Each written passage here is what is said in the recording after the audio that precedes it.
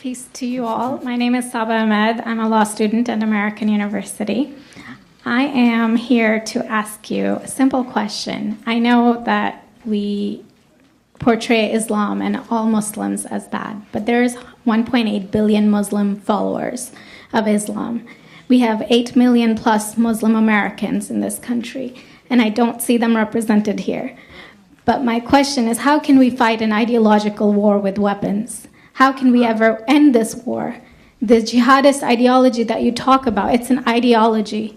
How can you ever win this thing if you don't address it ideologically? Great question. I am so glad you're here, and I am so glad you brought that up because it gives us an opportunity to answer. What I find so amazing is since the beginning of this panel, which we are here about Benghazi attack against our people, not one person mentioned Muslims. We are here against Islam, or we're launching war against Muslims. We are here to discuss how 4 Americans died and what our government is doing.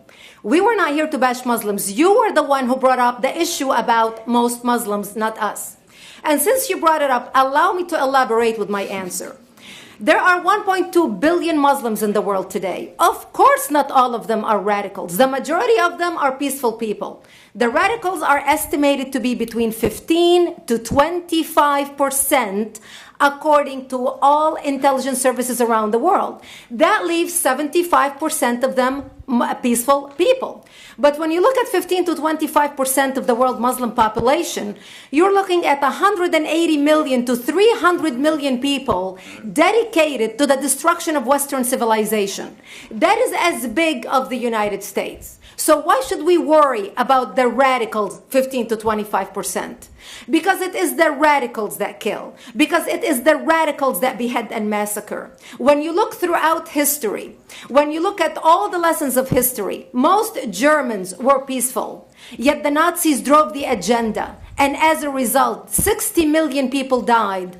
Almost 14 million in concentration camps. 6 million were Jews. The peaceful majority were irrelevant. When you look at Russia, most Russians were peaceful as well.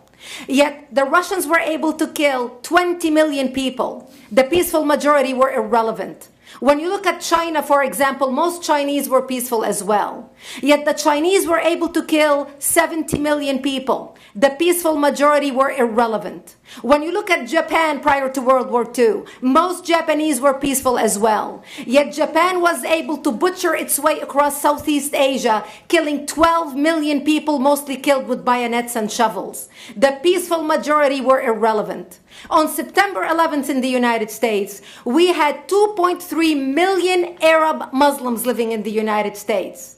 It took 19 hijackers, 19 radicals to bring America down to its knees, destroy the World Trade Center, attack the Pentagon, and kill almost 3,000 Americans that day. The peaceful majority were irrelevant. So for all our powers of reasons and us talking about moderate and peaceful Muslims, I'm glad you're here. But where are the others speaking out? And since you are the only Muslim representative,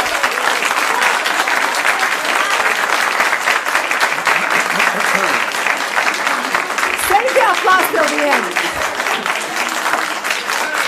And since you're the only Muslim representative in here, you took the limelight instead of speaking about why our government, and I assume, are you an American? You're an American citizen. So as an American citizen, you sat in this room and instead of standing up and saying a question or asking something about our 4 Americans that died and what our government is doing to correct the problem, you stood there to make a point about peaceful, moderate Muslims. I wish you brought 10 with you to question about how we can hold our government responsible. It is time we take political correctness and throw it in the garbage where it belongs and start calling it fair.